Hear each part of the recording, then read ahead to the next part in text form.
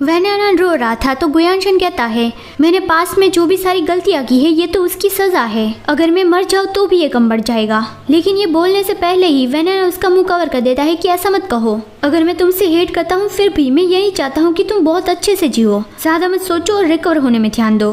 गुयांशन कहता है, हाँ मैं ट्रीटमेंट में कोऑपरेट करूंगा, मैं तुम्हारे लिए जीना चाहता हूँ। वैनयान साय करता है और कहता है, किसी और के लिए नहीं, खुद के लिए जियो। गुयांशन कहता है, हाँ खुद के लिए जीऊंगा।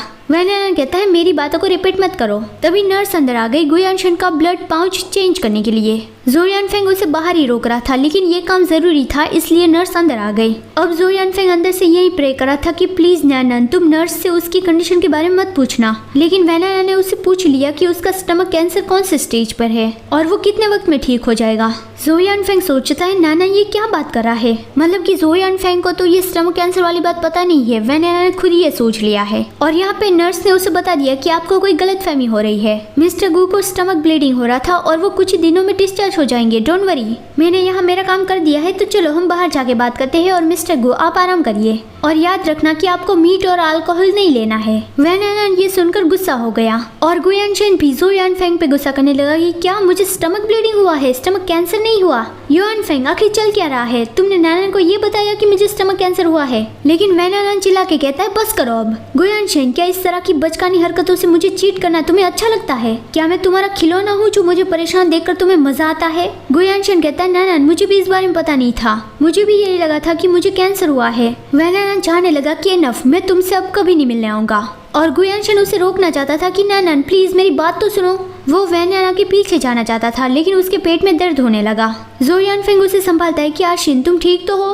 गुयांशन कहता है, नैनन मैंने तुमसे झूठ नहीं कहा था, प्लीज मेरा यकीन करो। और ज़ो यानफेंग भी कहता है, नैनन आशिन को कुछ भी पता नहीं था, ये सारी मेरी गलती है। वैनयान उस पर भी गुस्सा करता है और फिर वो जाने लगा। ज़ो यानफेंग को इसकी जरा से भी उम्मीद नहीं थी। वो गुयांशन से कहता है, डोंट वरी मैं नैनन को समझाऊंगा। लेकिन गुयांशन खुद उसके पीछे जाना चाहता था कि नैनन प्लीज मत जाओ, लेकिन वो खांसने लगा और बेहोश हो गया। डॉक्टर की टीम जल्दी से भाग के अंदर गई। वैनयान ने उसे पीछे देखा तो सही लेकिन वो वापस गया नहीं। सीढ़ियों पे उसे गुलिन मिल गया और वो पूछता है, क्या आप अभी मेरे भाई से मिलने आए थे, क्या मेरे भाई को होश आ गया। वैनयान कहता है, हाँ उसे होश आ गया है, अब कोई काम नहीं है तो मैं चलता हूँ। गुलिन ने ये नोटिस कर लिया कि वैनयान गुस्सा है और अब उसे ही सब कुछ फिगर आउट करना होगा कि उसके साथ क्या हुआ है। और वो पूछता है, क्या मेरे भाई ने फिर से कोई स्टूपिड काम किया है। वैनयान कहता है, गुलिन अभी मुझे अकेला छोड़ दो। लेकिन वो अभी वैनयान के पीछे पीछे जा रहा था और ज़ो यानफेंग से चैट करके सारी सिचुएशन पूछ रहा था। सारी सिचुएशन जानने के बाद फिर वो वैनयान को रोकता है कि ब्रदर नान मुझे आपसे कुछ कहना है। वैनयान कहता है, मुझे आज रात पियानो प्रैक्टिस करनी है तो मेरे पास अब जरा सा भी वक्त नहीं है। गुलिन कहता है, मैं बस आपको एक बहुत ही बड़ा सीक्रेट बताना चाहता हूँ, जल्दी ही गुयांशन को हमारी फैमिली से बाहर निकाल दिया जाएगा।